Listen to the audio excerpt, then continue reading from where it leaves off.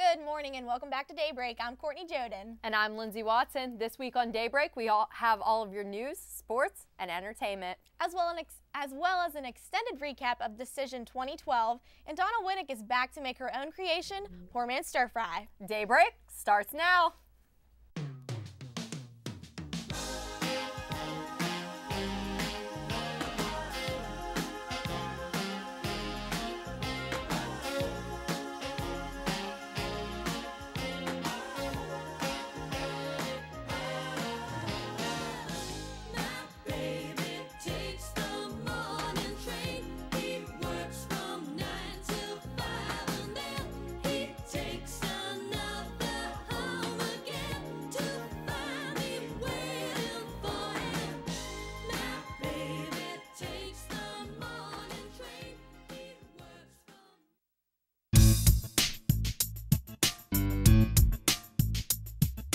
In campus news this week, Point Park's Conservatory of the Performing Arts presents 7 Guitars by August Wilson.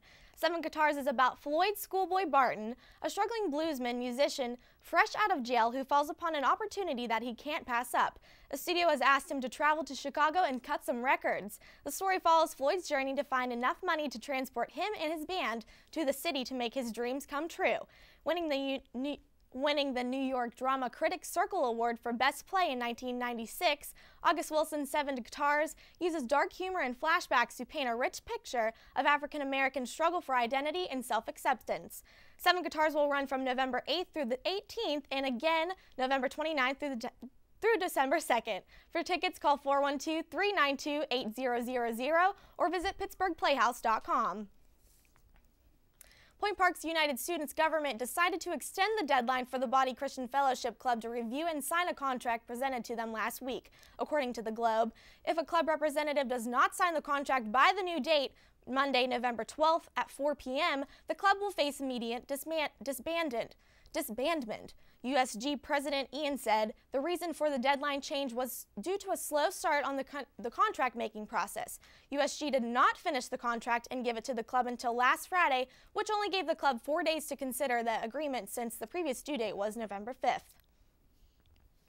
And the Pittsburgh Center for Sports Media and Marketing next event is coming up. On Tuesday, November 13th, join Pittsburgh Pirates social media coordinator Terry Rogers, Pittsburgh Penguins Director of Communications Jennifer Bolano, and Point Park University graduate student Natalie Bigley on a social media and sports discussion. The discussion will explain how social media has come to shape the game, industry, and relationships of sports.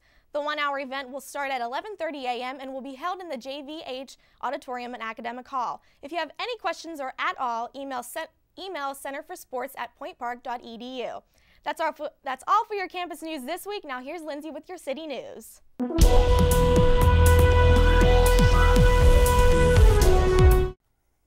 Thanks, Courtney. In city news this week, funeral arrangements have been made for the 2-year-old boy that was mauled by wild dogs at the Pittsburgh Zoo and PPG Aquarium early Sunday morning. The Allegheny County Medical Examiner's Office says that Maddox Durkosh died from loss of blood after being mauled by the dogs and falling about 11 feet after his mother placed him on top of a railing for a better view of the African painted dogs exhibit.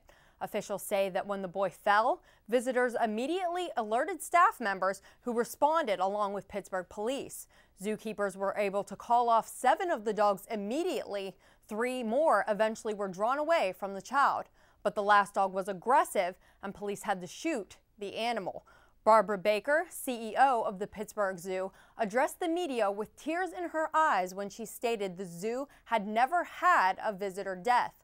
The Pittsburgh Zoo successfully completed its 5-year review in September, which means it meets or exceeds all safety standards. No decision has been made on the future of the African painted dogs exhibit.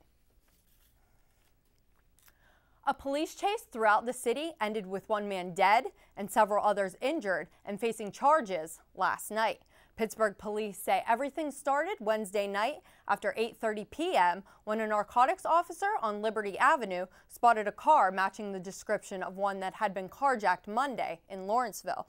The chase ended at the intersection of Stanwyck Street and Fort Duquesne Boulevard when the suspect crashed head-on into another vehicle. That's when the driver of the car jumped over the wall of the 10th Street bypass, scaled down some construction equipment, and jumped into the Allegheny River. That man's body was pulled from the river by Point State Park, and he was taken to Allegheny General Hospital, where he was pronounced dead.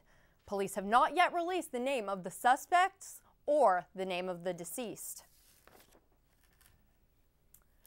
With the help of generous people in our community, the KDKA TV Turkey Fund has provided Thanksgiving dinners for our neighbors in need for over 30 years. In these tough economic times, more people than ever can use a helping hand. This holiday season, help make a difference with a contribution to the KDKA Turkey Fund. Every little bit helps, but a $15 contribution can provide a full Thanksgiving dinner to a struggling family in our area.